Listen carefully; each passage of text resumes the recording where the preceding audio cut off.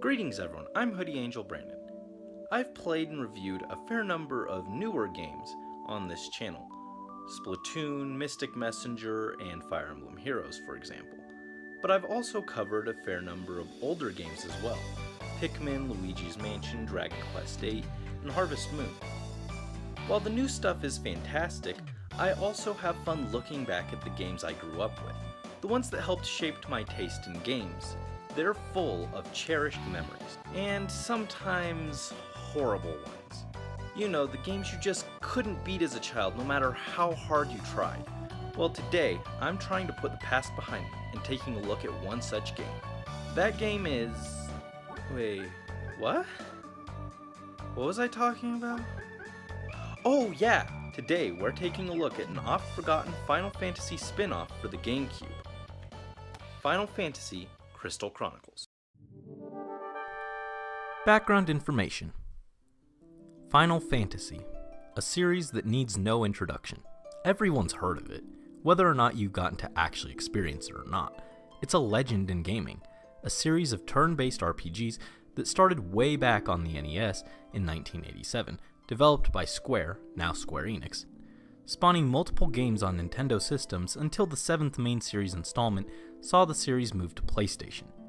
As a result, while Nintendo systems have seen ports and spin-offs since then, the main focus has been on Sony systems.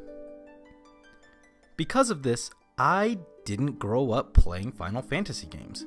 Well, kind of. I did grow up with one of the spin-offs, Final Fantasy Crystal Chronicles. In fact, to this day, I've only really played a few entries in the Crystal Chronicles subseries of games. Crystal Chronicles was released for GameCube in August 2003 in Japan and early 2004 elsewhere, and rather than a turn-based RPG, this is an action-based one. As for if it's a Final Fantasy game, well, based off my limited knowledge of the series, crystals, elements, swords, bam! Final Fantasy confirmed. See, there's even a rat's tail. That was a thing, I think. The fact I haven't beaten it in all these years haunts my dreams. I've tried to beat this game at least 4 or 5 times, and to my credit, I always get really far. The last 4 or 5 dungeons minimum, but I had 2 files at endgame already. So I'm by no means terrible and just constantly dying at the beginning of the game. Just for fun, I booted up my old files to take a look. Apparently you can reach the final area as early as 8 hours in. Though when I did, I was decently under-equipped. Finally, this game actually has multiplayer too, but instead of using multiple controllers like common sense would dictate, you have to use the Game Boy Advance link cable. Okay, just to clear up, that means you need a GameCube, this game, 1 to 4 Game Boy Advance, 1 to 4 Game Boy link cables, and most importantly, 1 to 3 friends. Most people didn't have a cable, so you can pretty much forget this game has multiplayer. I actually have one of these bad boys, but I didn't have any friends. So, you sung, do you want to play a game? No? Okay. So we're gonna focus on this game as a single player experience. Story and characters. Crystal Chronicles takes place in a world where society has been reduced to a smattering of communities. The cause? A deadly gas known as miasma has made travel between towns incredibly dangerous. In fact, the only reason people can even inhabit these towns are large crystals, which can keep the miasma at bay, but only for a time. Without a water known as myrrh, the crystal's blessings will fade and miasma overtake the towns. So each town sends special caravans armed with small crystal chalices to collect myrrh from various trees around the world. You play as a member of one such caravan from the small village of Tipa. Your goal is to adventure and find sources of myrrh to sustain your village, though if one could find a way to rid the world of miasma for good... When you start, you get to design your character, choosing from one of 4 races. These races also serve as our classes, I think. I don't know. I didn't really know what I was doing as a kid, to be honest. Clavats are your human-esque characters, kinda balanced with an emphasis on defense, and a little boring. They use a standard sword and shield, nothing fancy. The spear-wielding Lilties are more like fighters, and they look like onions. Cute little onions. If they weren't so mean, I'd adopt the whole race of them as my chibi onion children. Next are the Ukes. They're really weird. They're like magical bird robots, but that's not actually them. They're actually spirits and they're just possessing those bodies or something. I don't know. They're magic users. I only played them once for like 5 minutes, so I don't really know, but they get a really sweet hammer. Finally are Selkies. They're sea folk harkening back to the mythical creatures Selkies, seals who turned into humans. They're your thief class, and they wield like a magic tennis racket? I don't know, man. Where's the archers at, though? Archers too OP. As a kid, I always played as a Selkie, for no other reason than their hair. They have this rockin' long anime hair that reminds me of Inuyasha or Kurama, and it was blue. I don't know if you've noticed or not, but I really like blue. But now I'm gonna go with the Clavat because it actually looks the closest to me. And I would make a really terrible thief because I'm clumsy and stealing is wrong. Unless it was like a magical amulet that makes you young forever, I'd totally steal that. Also, I'm super boring, so I should probably stick with the most boring class. For realism. After selecting your class, you can also choose some other settings, like choosing your gender and from one of 4 looks for your gender. Look at this hair! It's Lucas! As much as I love blondes, this isn't really me, so we'll go with the standard boring brown. Yep, that's me alright. Next, you can choose your family's job class. At the end of each dungeon, you can get letters from your family and send back items.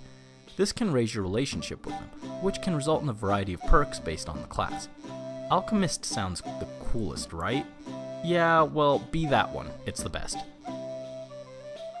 You can get scrolls from your family by sending them items. Some of the best items in the game are exclusive to it. Blacksmith, tailor, and merchant are also decent. The miller, rancher, fisherman, and farmer are all comparatively useless. For other characters, if you're playing multiplayer, your other players will be accompanying you. In single player though, you get Mog, the Moogle. The reason for this is that you need to carry the Crystal Chalice at all times to keep the miasma at bay, or else you'll take damage rapidly. In multiplayer, players can take turns carrying it, but in single player, you don't have that luxury, so Mog will follow and carry it for you. For the most part, he's pretty good at it, but every once in a while, Mog gets stuck on something and you end up running ahead and taking miasma damage.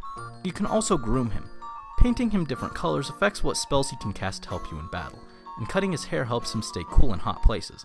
I hope you remember to groom your Moogle, cutting its fur before entering the desert or volcano, and letting it grow before entering a cold area, or else... I'm too hot, Kupo. This chalice is too heavy, Kupo. Shut up! Jeez. And people said Navi was annoying. Anyway, aside from Mog, you'll also encounter some other characters on your travels. These include caravans from other towns, a group of bandits who are about as good at being villains as Team Rocket, Hurdy, a traveling priest, Gertie, a con man, and the mighty Black Knight. Seeing your caravan on the trail and encountering other characters is cool and helps flesh out the world, showing other characters trying to eke out a life and cope with the miasma. Although, playing single player, it can also be a rather cruel reminder of how lonely a solo travel can be, seeing your temporary companions take their leave of you and continue furthering their own agendas. Next, let's talk about the way the game is presented. Presentation. In terms of presentation, it's probably my favorite aspect of this game, to be honest. They really nailed it here. Seriously, the intro alone is gorgeous. If you haven't seen it, look it up. Simply fantastic. Graphically, it's aged remarkably well. Much better than I remembered, though that may be because I was playing it on a Wii. In particular, fuzzy fur textures looked great when you remember this was a GameCube game. And the water, which this game has a lot of, looks gorgeous. It may actually be one of the prettiest games on the system. While art style is always subjective, for instance, I love the toon style of Wind Waker and the chibi style of Magical Melody, I think this goes beyond that. It's not necessarily a particular style of graphics, rather that it just flat out looks good. Everything is incredibly detailed for the actual towns and levels. Meanwhile, the overworld map is more stylized, reminding me of a pop-up book. It's rather cute. The only real complaint in terms of graphics is that there are a few sections on certain levels where it's too dark to see. It's not really a huge deal, enemies aren't hanging out there, it's just hard to see. I know I always say the music is good, but I really mean it here. It has this Ren Fair feel to it that's really nice.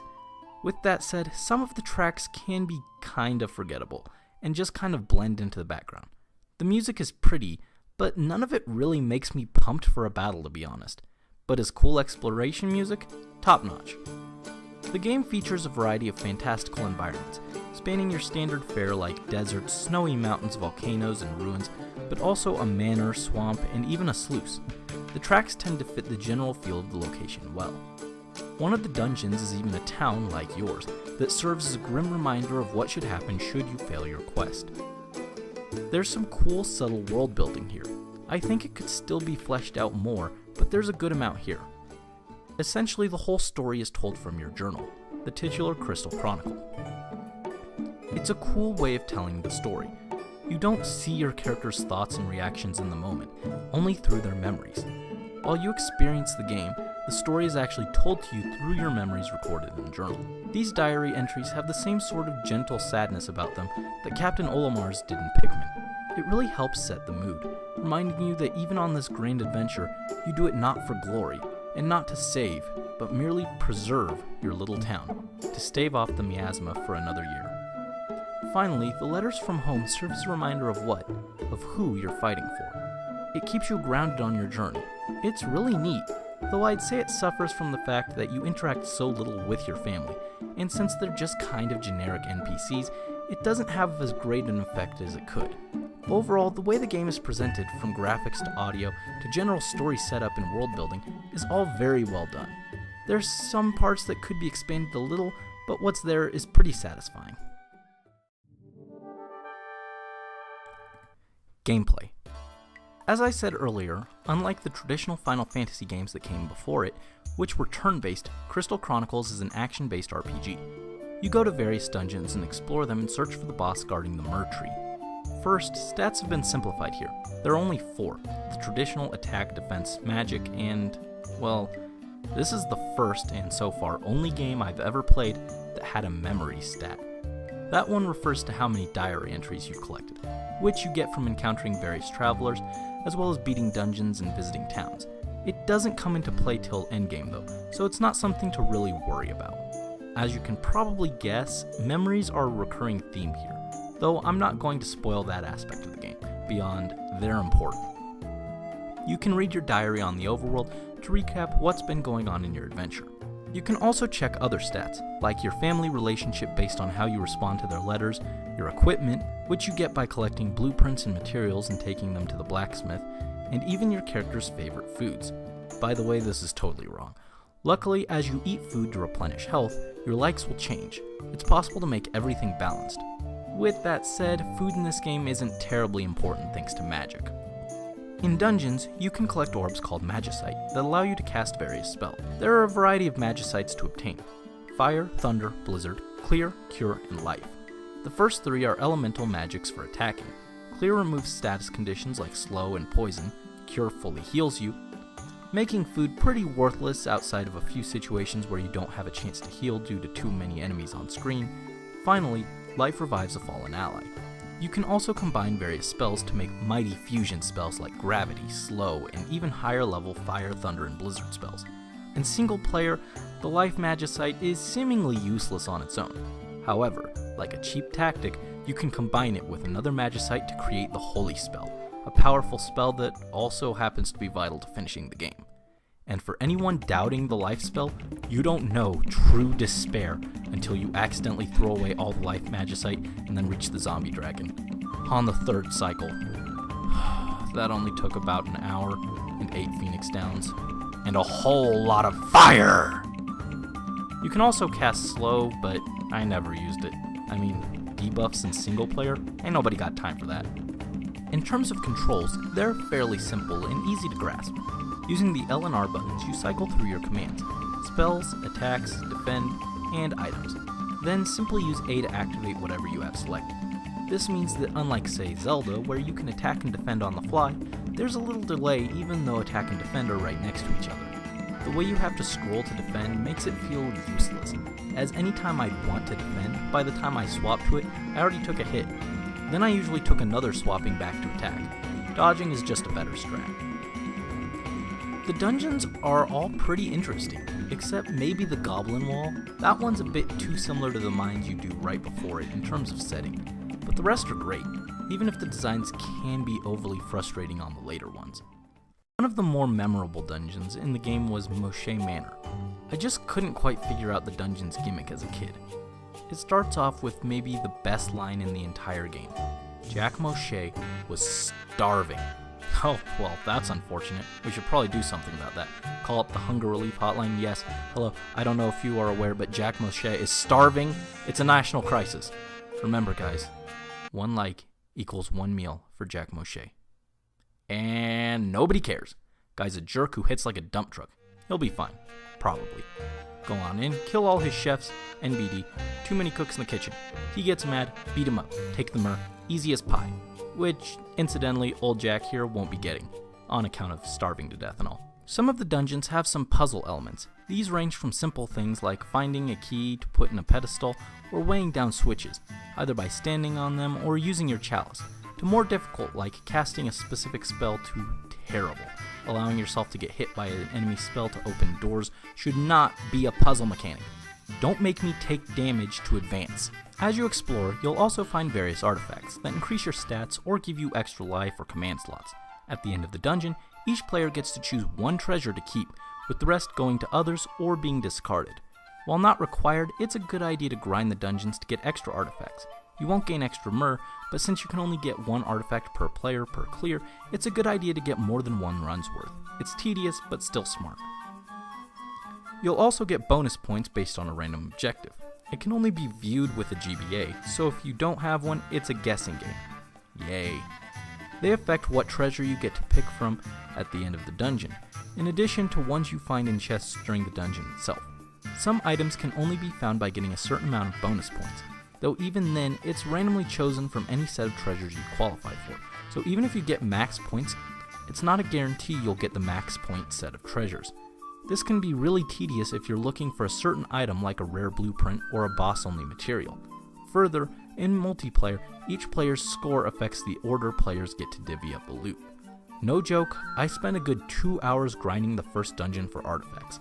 It was really slow and boring, but suddenly I understood why the game was so frustrating as a kid. I felt almost powerful. I mean, I wasn't OHKOing everything in the dungeon, but I did feel stronger. This game went from impossibly difficult as a child to tough but doable all these years later. Each time a location is able to be revisited for additional myrrh, or a few years after you beat one for the first time, the enemies will change, new items will appear both in dungeon and as rewards for clearing, and even new parts of some dungeons will open.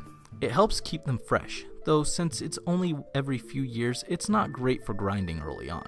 It also helps the game maintain difficulty. These changes are referred to as cycle. The first time you enter is cycle 1, as is every time before new myrrh appears there. Once it does, it's on cycle 2, and again is cycle 3, at which point the dungeon won't change. Speaking of difficulty, this game becomes brutal towards the second half. Fighting 1 or 2 enemies isn't so bad, even against tougher enemies, thanks to Cure and Phoenix Downs. The difficulty comes when multiple enemies are swarming you, preventing you from curing and eating up your Phoenix Downs. Come on, just 1v1 me, bro! It is rather linear the first 3 to 5 years, as you need to cross barriers on the overworld called miasma streams. These are crossed by changing the elemental alignment of your crystal chalice, which can be done at various dungeons. These streams change elements each year, so some years you'll be locked out of certain areas based on what elements are nearby. By the time you're totally free, you can actually beat the game if you want. What I don't like is how this game was set up to emphasize multiplayer, sometimes to the point of making single player seem like an afterthought, and the fact regular controllers don't work, each player needing a Game Boy Advance setup. In particular, not being able to see bonus points without a GBA is just a stupid design choice. And of course, I found the grinding in this one is a fair bit worse than standard for RPGs, since it's not based on killing enemies, but rather drops you get from completing a whole dungeon, making replaying them a lot more necessary. There are a few other minor complaints about the way the game is set up. One baffling thing, you can't sell equipment. Also, you can't check what items you need to craft gear prior to going to the actual smith or tailor is a pain. Final complaint, the puzzle to get to the end of the game, without spoiling it, wow, it requires some off-the-wall thinking. All I'll say is, every little diary entry, no matter how seemingly stupid, is important. After nearly 40 hours, all this grinding, all this equipment, now it ends. The final challenge. Today, a new memory is made. I won. I went in with a ton of great equipment and 50 Phoenix Downs. I didn't use a single one. May have been a tad overleveled. Oops. Gotta say, the ending was, well, it wasn't the most spectacular thing. Oddly enough, it kinda works here though, emphasizing the journey and the memories you made along the way over your end goal and destination. Speaking of endings, let's wrap up this review. Verdict. Final Fantasy Crystal Chronicles was one of those games that I'd say was good, but what? Well, I remembered it being unforgivably hard, which it wasn't, but that soured how I remembered it. It's hard for sure, but it's not quite as brutal as I remembered. With that said, it had some other things I wasn't wild about. Grinding treasures for stats feels like slight padding, though since it is technically optional, I can't really say that. Some of the puzzles are pretty cryptic, and the way it was designed with an emphasis on multiplayer made single player somewhat frustrating at times. Overall though, I enjoyed it a lot more now that I knew what I was doing. I think as an introduction to the Final Fantasy games, Crystal Chronicles wasn't the best, but now I understand how it wants me to play, it's quite an enjoyable time. I wouldn't say it's my favorite game, or even my favorite GameCube game, but it's one of the more standout titles for the system. Truly an unforgettable experience. So that's Final Fantasy Crystal Chronicles. I'd say it still holds up as one of the better games on the GameCube. And now, at long last, I can finally put those painful memories of being unable to beat it to rest. Thank you for watching as always. Now, if you'll excuse me, I need to find a use for this link cable. Hey, Yusung. Put your arms over your head for me. Attaboy.